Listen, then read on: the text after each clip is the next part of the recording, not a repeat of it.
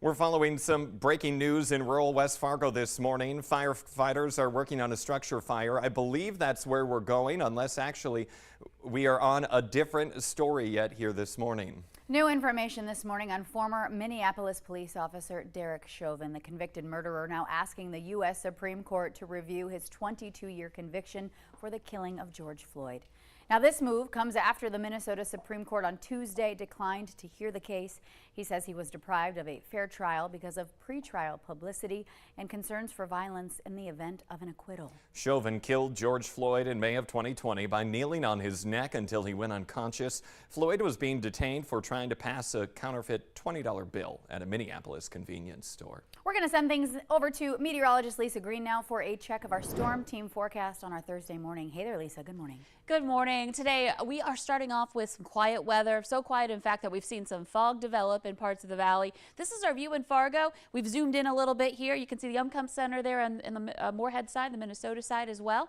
And it's just kind of looking hazy there with the fog that is going to be hanging around for a little while longer this morning. In Fargo, we're at 62 degrees, so comfortable temperatures. We have a little bit of wind, but not super strong. We're looking at winds that are out of the northwest at 12 miles per hour in Fargo. Grand Forks 58 degrees and wind out of the northwest at 8 miles per hour. And just about everybody here checking in those mid to upper 50s to some low 60s to start off today. So some comfortable temperatures to begin the day.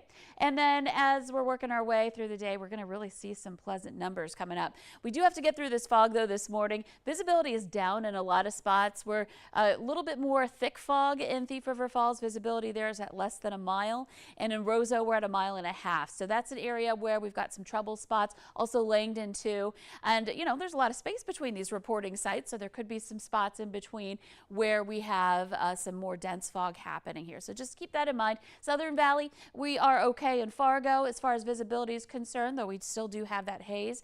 And in Oaks, we're at 3 miles. It's not as intense in the Southern Valley. Radar satellite map looking nice and quiet this morning. And so here's a look at our planner for today. Expect to have temperatures rising back to around 80 degrees for your high in Fargo.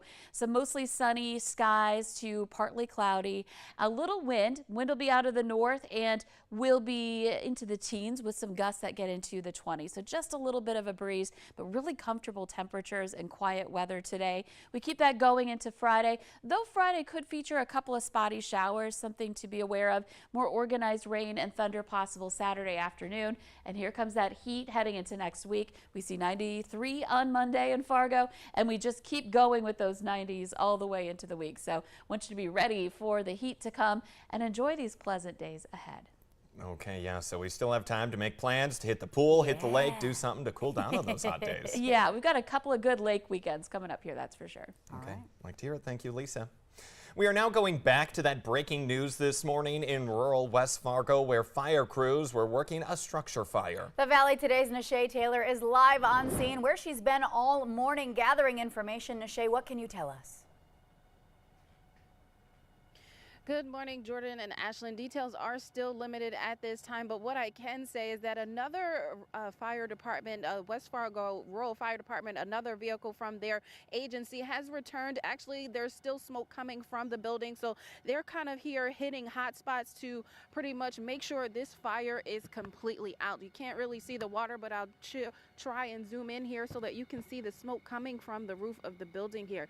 You can actually see how the roof is completely gone. It looks like it has totally caved in. You can see the firefighter right there in that window. There's that water. There it goes. So they're still trying to get those hot spots right there. Now, if we backtrack and kind of give you a little details of what we already know, they got the call around 1:30 this morning, and they had been here all morning since I've been here.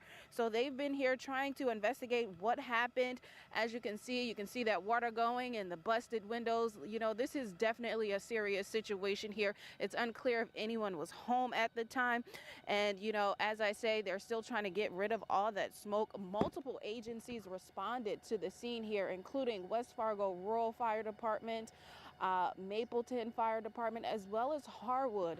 And, you know, as I mentioned, West Fargo's fire department is also here, but the investigator is here to kind of help determine what may have happened. They also had their canine within the last, half hour or so. The canine was here on the property sniffing around, hopefully to kind of provide some assistance as to what may have happened here. Reporting live in rural West Fargo, Nisha Taylor, Valley News Live. Yeah, we saw they were still spraying that roof with water there, so still trying to make sure that it's a safe environment for them to go back into and investigate. Nisha Taylor reporting live this morning. Thank you. North Dakota Attorney General Drew Wrigley says the man who opened fire on Fargo police officers at a car crash scene on Friday had a larger mass shooting planned, possibly at the downtown Fargo street fair.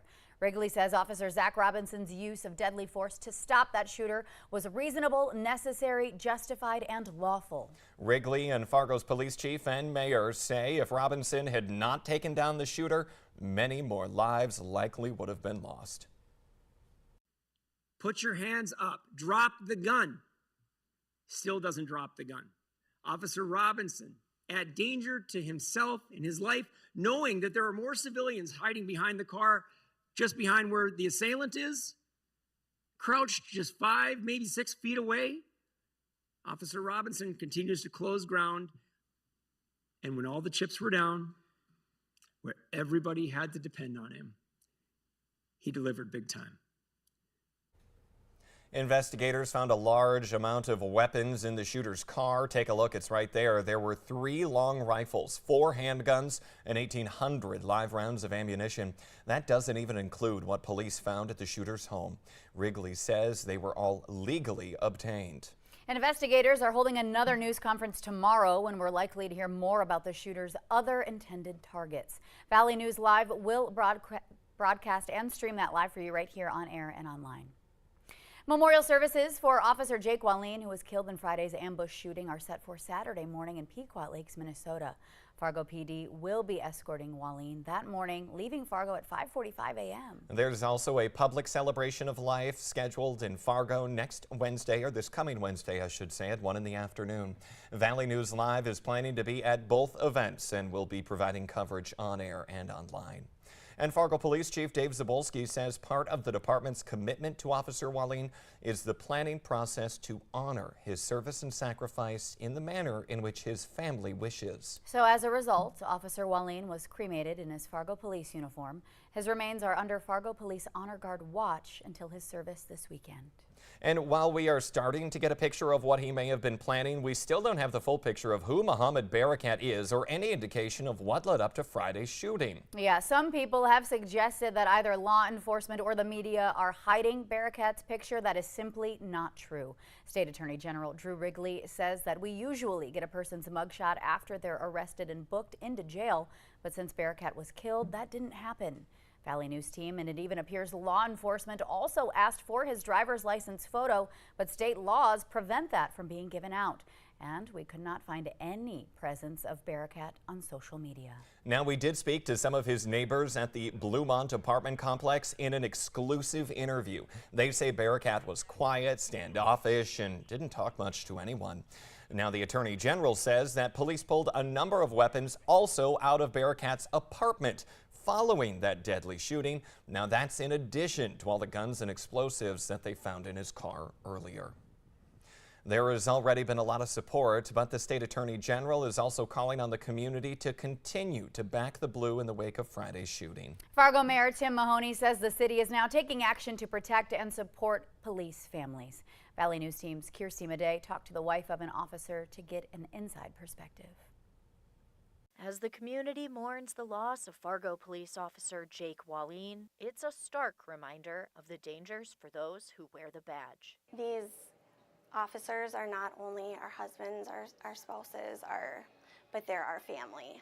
Anna Orn is married to a West Fargo police officer. While it can be challenging, she says the law enforcement community is a tight-knit group, which is why Friday's shooting hit so close to home. It was a really tough feeling when my husband sent me a message and said 3 officers have been shot and it doesn't look good.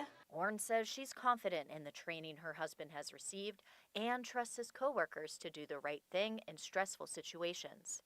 But still, When something like this happens, there is that immediate gut feeling that, what if it's ours? Orrin and her husband have a 4-year-old daughter, and it's hard to explain to her exactly what happened on Friday. I just said, Daddy's not going to be home later. A bad guy hurt one of Daddy's friends, and Daddy's going to be busy at work. Through this tragedy, Orrin says she's reminded to not take the time we have for granted. And as the wife of someone in law enforcement, And I'm also very grateful every day when he comes home.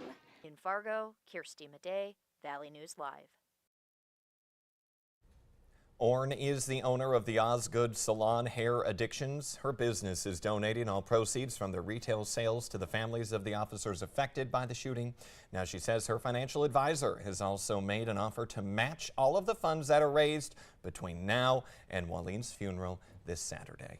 There are also many ways you can help those impacted by the deadly shooting in South Fargo last Friday. Multiple GoFundMe's, Lend a Hand Up, and other fundraisers are all options to show your support. Also, a new way you can show support for the department is by getting yourself a wristband. This logo you see on your screen, #WeAreFargoPD, was created to help everyone get through this tragic event. Police Chief David Zabolski says they are working on getting them made, and they'll have more details coming soon, which we will then bring to you. And the American Legion Post 400 baseball team showing their support too. They are hosting a doubleheader game today. It will be held at Starion Field at 5:30. The game is free of charge, but donations will be collected and then passed along to the families of the injured officers. And this Saturday, the North Dakota Horse Park in Fargo will be donating $1 for every admittance fee, and then 10% of all concessions to the families of those affected by the tragedy. Take a look at your screen. Gates open at 11 a.m. All active and retired military, law enforcement, first responders, and essential workers will receive free admission on Saturday. Thank you all so much for waking up and joining us here on the Valley today. We so appreciate your viewership. We'll see you right back here tomorrow morning.